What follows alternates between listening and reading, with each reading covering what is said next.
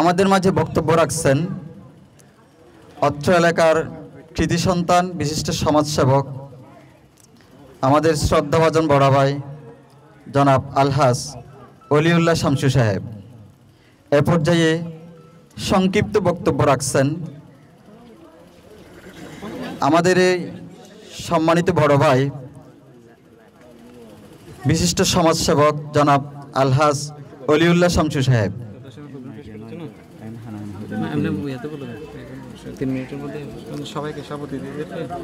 সম্মানিত সুধীমণ্ডলী, আমাদের সময়ের স্বল্পতার কারণে আমরা আজকের মেহমানবৃন্দকে আমাদের 3 মিনিটের ভিতরেই আমাদের বক্তব্য সংক্ষিপ্ত করার জন্য আমরা বিনীত অনুরোধ করছি।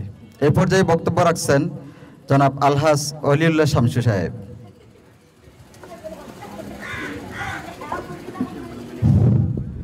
আসসালামু আলাইকুম ওয়া রাহমাতুল্লাহি ওয়া বারাকাতুহু। আজকের সদকায়ে জারিয়া ফাউন্ডেশন কর্তৃক আয়োজিত আজকের অনুষ্ঠানের সম্মানিত অতিথিবৃন্দ, ডাক্তার, ইঞ্জিনিয়ার, রাজনৈতিক নেতৃবৃন্দ, উপস্থিত এলাকার সুধীবৃন্দ, ছাত্র ছাত্রীবৃন্দ, আসসালামু আলাইকুম ওয়া রাহমাতুল্লাহি ওয়া বারাকাতুহু। আলহামদুলিল্লাহি রাব্বিল আলামিন আসসালাতু ওয়াসসালামু আলা আশরাফিল আমবিয়া ওয়াল মুরসালিন ওয়া আলা আলিহি ওয়া আসহাবিহি আজমাইন। আম্মা বা'দ ফাআউযু বিল্লাহি মিনাশ শাইতানির রাজীম। বিসমিল্লাহির রহমানির রহিম। আজ থেকে অন্তত 7-8 মাস আগেও অন্তত আরও 10 বছর পূর্ব থেকে আমরা সবাই আল্লাহ পাকের কাছে দোয়া করতাম। আল্লাহ পাক কোরআনে কারীমে ঘোষণা করেছেন,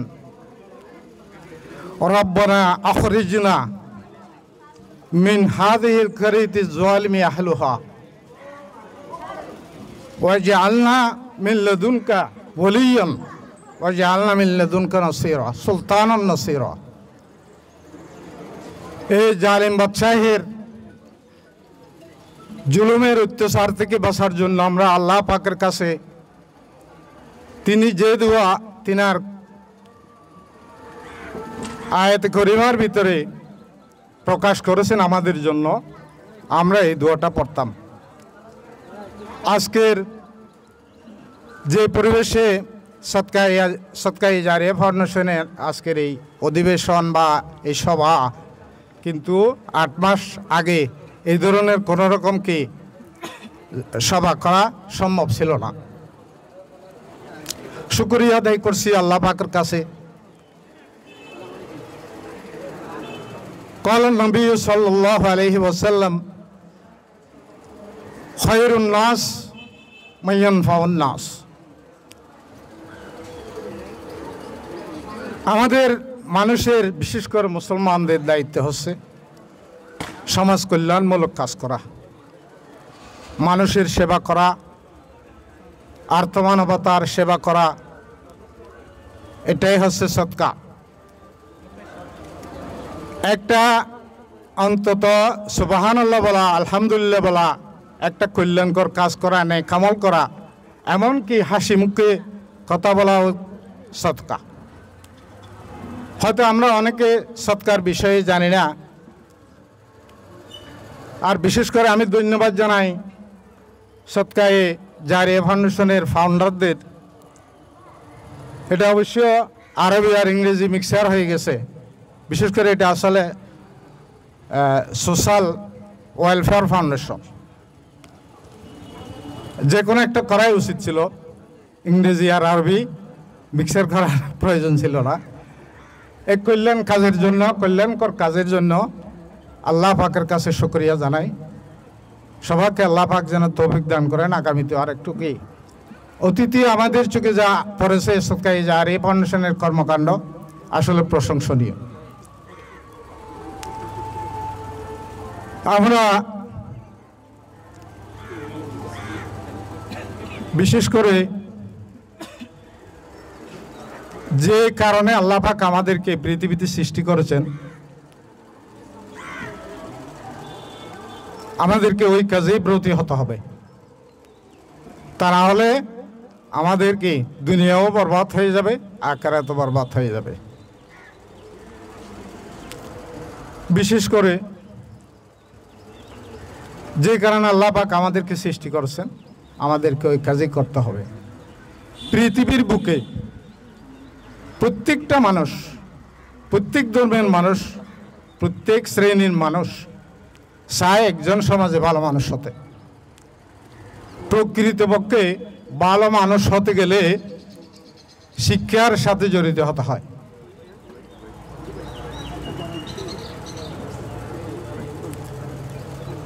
শিক্ষার সাথে জড়িত হতে গিয়ে অনেক সময় শিক্ষার আগে স্বর বসে যায়, শিক্ষার আগে কি কর অস্বীকার হয়ে যায়, অর্থাৎ অশিক্ষা কুশিক্ষা হয়ে যায়। আমার একটা কথা মনে পড়ছে, আমেরিকার এক বিজ্ঞানী এক সময় বলেছিলেন পৃথিবীর সমস্ত শিক্ষা শুধুমাত্র 3টি আরের মধ্যে কি নিহিত আছে, অর্থাৎ 3টি আরের মধ্যে সমস্ত শিক্ষা নিহিত আছে। আমাদের বাংলাদেশের জ্ঞান তাপস ডক্টর মোহাম্মদ শহীদুল্লাহ, যিনি ব্যাকরণের প্রবর্তক, তিনি জ্ঞান নিয়ে তপস্যা করতেন। তিনি এই কথা মানতে রাজি হলেন না। তিনি বলছেন যদি এই 3টা আর মেনে নিতে হয় তাহলে আমাকে আরো একটি আর যোগ করতে হবে। এই আরটা হচ্ছে রিলিজন, অর্থাৎ যে শিক্ষার সাথে রিলিজন থাকবে না, নৈতিকতা থাকবে না, ওই শিক্ষার মূল্য দুনিয়াতেও নাই, আখিরাতেও নাই। এটা বিফল মনোরতা হওয়া ছাড়া আর কিচ্ছু নাই। যদি 4র্থ নম্বরের আরটা মানা না হয় তাহলে 5ম নম্বরে আরেকটি আর যোগ করতে হবে। এই আরটা হচ্ছে আপনার রাস্কালিটি, যেটাকে বলা হয় বেয়াদব বা বদমাইশ। যে শিক্ষায় আপনার নৈতিকতা থাকবে না, ওইটা বদমাইশি ছাড়া, বেয়াদবি ছাড়া আর কিচ্ছু নয়। ফলে আমাদেরকে চিন্তা করতে হবে আমাদের প্রজন্ম, ভবিষ্যৎ বংশধর যাতে সুশিক্ষায় শিক্ষিত হয়ে মানবতার কল্যাণে যাতে এগিয়ে আসে, এই কামনা করে আমি আমার বক্তব্য শেষ করছি। আসসালামু আলাইকুম ওয়া রাহমাতুল্লাহি ওয়া বারাকাতুহু।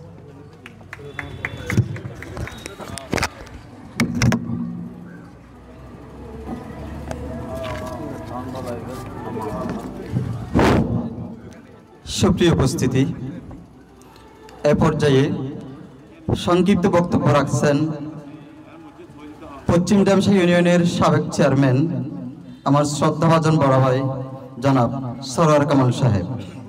এ পর্যায়ে বক্তব্য রাখছেন।